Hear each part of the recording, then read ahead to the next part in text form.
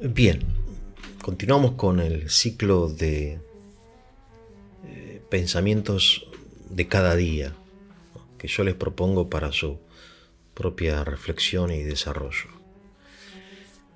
Este pensamiento pertenece a la pensadora política Hannah Arendt, muy importante, una persona realmente superior, muy inteligente, que dice que el hombre es el único ser mortal, el único. Ahí me sorprendió esta idea que ella trae en su libro titulado La condición humana, porque obviamente estamos rodeados de seres mortales, sin duda alguna, ¿no? Las plantas, los animales, en fin. Pero en realidad, si uno lo piensa, en las plantas, en el reino vegetal y el reino animal, aunque los individuos pertenecientes a esos reinos sean mortales, mejor dicho, corruptibles, mueran, como esos individuos están en función de la especie y la especie perdura, mientras que perdura la especie, esos seres son inmortales. Y si la especie no perdura, perdurará el reino. Y si el reino no perdura, cosa que perdura, a menos perdurará la naturaleza. De modo que las muertes y nacimientos que observamos en la naturaleza, aún entre los animales, no hacen que la naturaleza sea mortal, sino son como, digamos, cambios superficiales. Digamos que no importa que tal hormiga o cual hormiga viva, sino que el hormiguero exista, ¿no? La hormiga es para el hormiguero. En cambio, en el hombre no sucede esto, porque el hombre, al ser persona, es única e irrepetible y es consciente de esa condición. Por eso, a diferencia de los animales, cada hombre no vive para la especie, sino que es persona. Digamos que no somos un medio para la supervivencia de la especie, sino que somos un fin, ¿no? Y esto es claro, ¿no? Digamos que nadie va a un funeral y le dice a la persona que está llorando, bueno, ¿por qué llorás? Si hay otros hombres. Mirá, la especie perdura, ¿no? A mí no me importa que perdure, me importa que perdí a mi ser querido, ¿no? A la persona que yo amaba. Si no estoy pensando, nadie piensa en la especie, ¿no?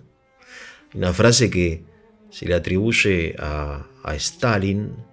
Él dice, que quizá no la dijo, aunque la podría haber dicho, la muerte de un hombre es una tragedia, dice. La muerte de 1.000.000 de hombres es una estadística, dice él, ¿no? En fin.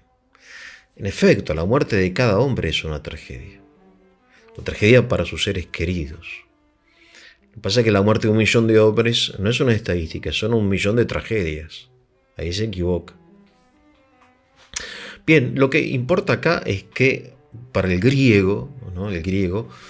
Los dioses eran inmortales. Dioses inmortales. Eran parecidos a nosotros, con cuerpo, con nuestras propias virtudes, defectos, que se enamoraban, guerreaban, se reconciliaban, etc. En fin, dioses eran celosos, etc. Pero eran inmortales. Las estrellas inmortales, los planetas inmortales, la naturaleza inmortal, de modo que solamente el hombre, en un mundo de cosas inmortales, de realidades inmortales, es mortal, ¿no? Solo el hombre es mortal. Y esto es lo que aparentemente sentía el hombre, sobre todo antes de Platón, no el griego. Sentía como ese contraste entre todo lo demás y él mismo. Entonces logró formas o encontró formas de inmortalizarse. Y una de esas formas, dice Hannah Arendt, es la política. Porque ahora sí, la polis, la ciudad, es inmortal. Ella va a permanecer aunque yo no esté. y otras formas que no son políticas, por ejemplo, la gloria personal, ¿no? Aquiles, ¿por qué va a guerrear Aquiles, el gran campeón de los griegos, contra los troyanos? Por gloria, la inmortalidad.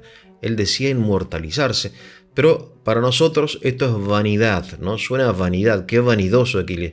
No, no es vanidad, es algo más profundo, es inmortalidad, ¿no? Y el arte, otra forma de inmortalizarse, y después la fabricación de cosas, las obras que el hombre hace, ¿no? Sí, las pirámides, etcétera, las pinturas rupestres, etcétera, ¿no? El arte, la filosofía, todo en el hombre, la cultura, en definitiva, dice Hannah Arendt, la cultura en definitiva es un remedio a la mortalidad del hombre. Y esto es un concepto interesante que ella después, en fin, desarrolla y contrasta con el pensamiento de hoy, que es un pensamiento, ella es contemporánea, ¿no?, del siglo XX, que es desarraigado de esta idea de inmortalidad propia del paganismo griego, ¿no? Bueno, y finalmente ella dice, bueno, lo que pasa es que el cristianismo se apartó, se distanció de la idea de inmortalidad en favor de la eternidad. Esto es muy interesante, porque este contraste de inmortalidad y eternidad, ¿no?, que parecería que por un lado son sinónimos, pero son conceptos distintos y hasta en cierto sentido opuestos, ¿no? En un lugar recuerdo haber leído, un autor, Chesterton, dice que el gran enemigo de la eternidad es la inmortalidad. No sé, pero realmente son distintos, porque fíjense ustedes que la inmortalidad es la sucesión infinita de segundos, es como una calle que no termina. En cambio, la eternidad es un tiempo que se estira. En cambio, la eternidad es algo que está sobre el tiempo, ¿no? O sea, no se puede medir en segundos, en minutos, aunque sean interminables, algo eterno, sino que lo eterno pertenece a una condición del ser, es una determinada intensidad del ser, ¿no? Una cosa es que algo sea temporal, y que se estire en el tiempo, otra cosa es que sea atemporal, ¿no?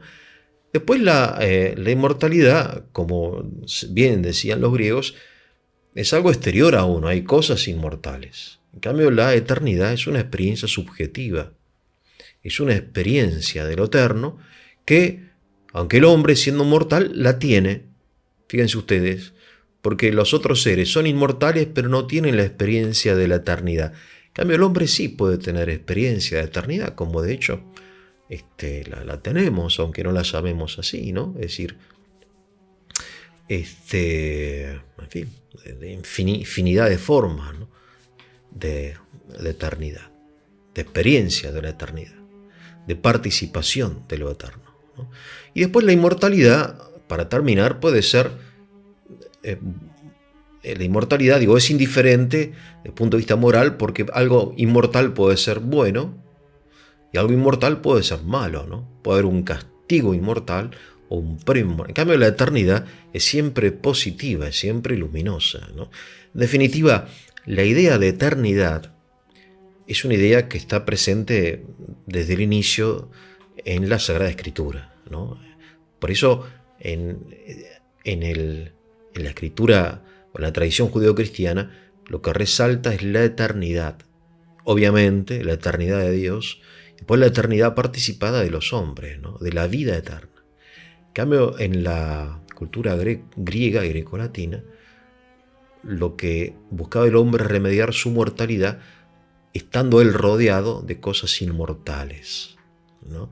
Entonces, remediar su mortalidad mediante, dice Hannah Arendt, que es una pensadora política, mediante la polis. Por eso era tan importante la política en la antigüedad. Y ella dice que lamentablemente la política dejó de ser importante en la cristiandad, ¿no? Y bueno, ella, pues esta reflexión es ya más de su campo, que es el campo de la filosofía política. Por eso es importante, muy importante esta idea, ¿no? Y muy interesante que ustedes, obviamente, yo se las propongo para que ustedes la piensen, ¿no?, y la desarrollen mucho mejor que yo, ¿no? Bueno, que tengan un muy, pero muy buen día.